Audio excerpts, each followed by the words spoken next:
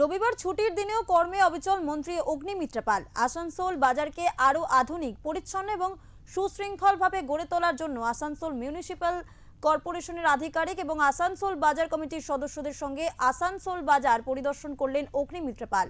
উন্নত পরিকাঠামো, পরিচ্ছন্নতা এবং সাধারণ মানুষের সুবিধাকে অগ্রাধিকার দিয়ে বিভিন্ন বিষয় নিয়ে পর্যালোচনা করেন তিনি।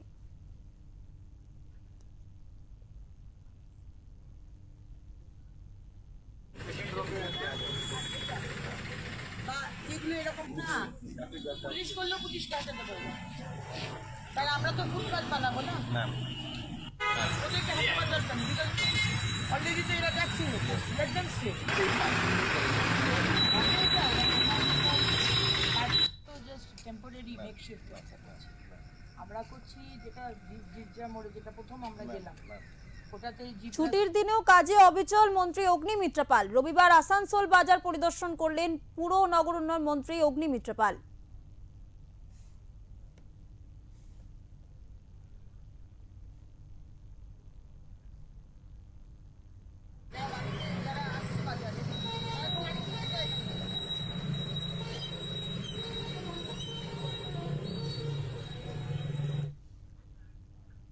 এই বিষয়ে আমরা কথা বলবো আমাদের প্রতিনিধি জয়ন্ত সাহার সাথে। জয়ন্ত, জানতে চাইবো, ছুটির দিনও একেবারে কাজে অবিচল রয়েছেন মন্ত্রী অগ্নিমিত্রা পাল।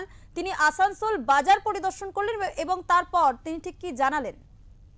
দেখো, তোমরা জানিয়ে দেখি আসানসোল বাজার যে অঞ্চলে ছোট এলাকা আছে সেই এলাকা দুদিন আগে থেকে উচ্ছেদ করেছিল আসানসোল 15 দিনে। তারপরে অগ্নিমিত্রা পাল বলেছিলেন যে আমরা 15 দিনের নোটিশ দিয়েছিলাম, কিন্তু কেন এভাবে উচ্ছেদ হলো, কিছু আধিকারিকের ভুলের কারণে উচ্ছেদ হয়েছিল।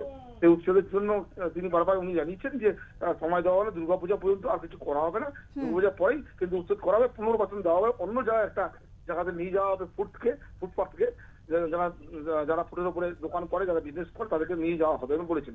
হঠাৎ আজকে রবিবার সকালে তিনি পৌর আধিকারিকের সঙ্গে আসানসোল বাজারের ওই এলাকায় যান, দোকানদার বাজার কমিটির সঙ্গে কথা বলেন, বাজারে একটা হকার কমিটি আছে তাদের সঙ্গে তিনি আলোচনা কথা বলেন, তাদের সঙ্গে বলেন যে নিয়ম সিস্টেমে দোকানদার করুন, কিন্তু যেই সরকারি যে নিয়ম আছে সেটা মেনে চলতে হবে, আইন শৃঙ্খলা বজায় রাখতে হবে, অযথা রাস্তার উপরে কোনো দোকান চলবে না, এমনটা বলেছেন। তিনি বারবার বলেছেন যে সিস্টেমের মধ্যে আনতে গেলে, পরিকাঠামোমূলক আনতে গেলে আসানসোল শহরে অন্য অন্য জায়গাতে এই ফুডকে তুলে নেওয়া যাবে, যেখানে যেন ফুডের লোকরা বিজনেস করতে পারে। আসানসোল বাজারে যে জিটি রোডের পাশে যে ফুডের জায়গা আছে সেই জায়গাতে যেন মানুষ চলাচল করতে পারে, আনাচে কানাচে গছিয়ে ওটা ছোট ছোট দোকান যেন না হয়, এমনটা উনি বারবার জানাচ্ছেন। উনি কিন্তু বারবার বলছেন যে কিন্তু সরকার সুন্দর করে রাখতে, পুরো এলাকা সুন্দর রাখতে কিন্তু একটা সিস্টেমে চলতে হবে, সিস্টেম যদি না মানা হয় পরবর্তীকালে কিন্তু পদক্ষেপ নেবে সরকার, এমনটা জানিয়েছেন। সেই মতো কিন্তু এখন যেহেতু মুখ্যমন্ত্রী বলেছেন যে দুর্গাপূজা পর্যন্ত কোনো কিছু পুজো যখন উঠানো চলবে না, দুর্গাপূজার পরে একটা সিস্টেম অনুযায়ী সরকারকে উঠানো হবে, তাদেরকে অন্য জায়গাতে একটা ব্যবস্থা করেই করা হবে, এমনটা আমি জানতে পারছি।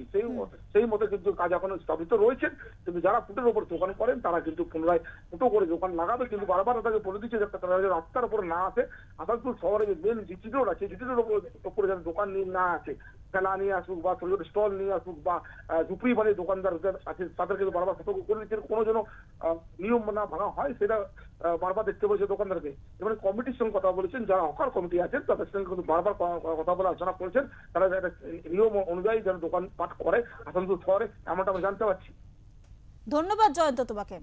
আসানসোলের বাজারের হকারদের সঙ্গে কথা বললেন মন্ত্রী অগ্নিমিত্রা পাল এবং তিনি বারংবার একটাই কথা বলছেন যে উচ্ছেদ করা হবে, পুজো পর্যন্ত হকারদেরকে সময় দেওয়া হয়েছে এবং তারপরে কিন্তু উচ্ছেদ অভিযান স্থানান্তরিত করা হবে, এই কথা আগেই মুখ্যমন্ত্রী জানিয়েছিলেন। তবে এই কটা দিন নিয়ম শৃঙ্খলা মেনেই কিন্তু তাদেরকে দোকানপাট করতে হবে।